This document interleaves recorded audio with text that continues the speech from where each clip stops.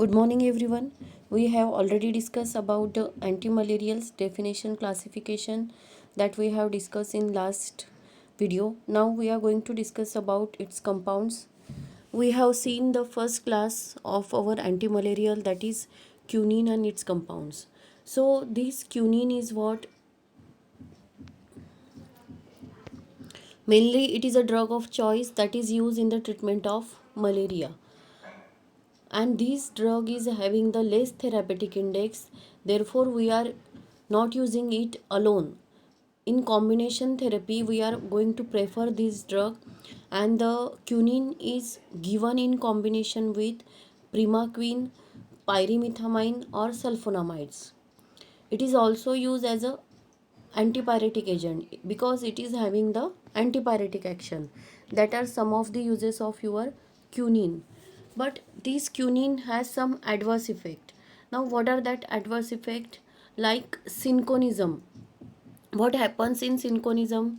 Ringing in ears is going to occur, nausea is going to occur, difficulty in hearing and visual defects, that we called as the synchronism. Hypersensitivity reactions can also occur, and hemolysis can also occur. This hemolysis can result in hemoglobinuria. That are some of the adverse effects of your quinine. Quinine is having the official preparations like quinine dihydrochloride injection IP and quinine dihydrochloride injection BP, quinine sulfate tablet IP and quinine sulfate tablet BP. It is also available in the form of quinine hydrochloride tablets IP and quinine hydrochloride tablets BP. And the brand name of that is what your Quniga. That are some of the brand names. You can see here the structures of quinine and chloroquine that contains the basic ring of your quinoline. Basic ring is present there.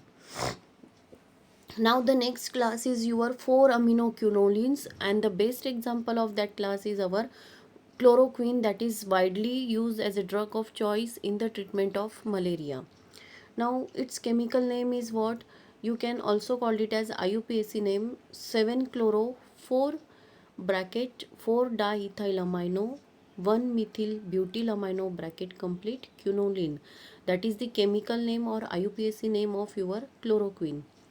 Now this chloroquine is having the properties like white or slightly yellowish crystalline powder, odorless, and it is bitter in taste, very slightly soluble in water. That is its some of the physical properties. This compound is freely soluble in sulfates and phosphate salts. Now we should store this chloroquine in a tightly closed containers away from light because it is going to discolor slowly on exposure to the light. Chloroquine is active against Entamoeba histolytica and Giardia lamblia.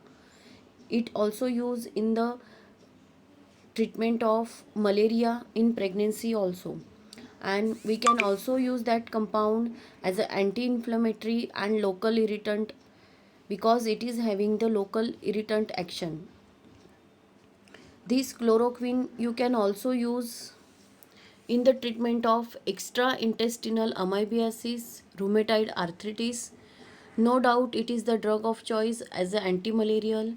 We can also use that as antiprotozoal agent, and we are going to use it clinically in the cure and prophylaxis in malaria.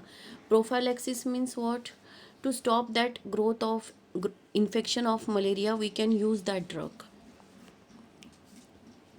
Now some of the official preparations of chloroquines are there, like your chloroquine phosphate injection BP, chloroquine phosphate tablets IP BP, chloroquine sulfate injection BP, chloroquine phosphate tablets IP, chloroquine phosphate tablets BP, and the brand name is what?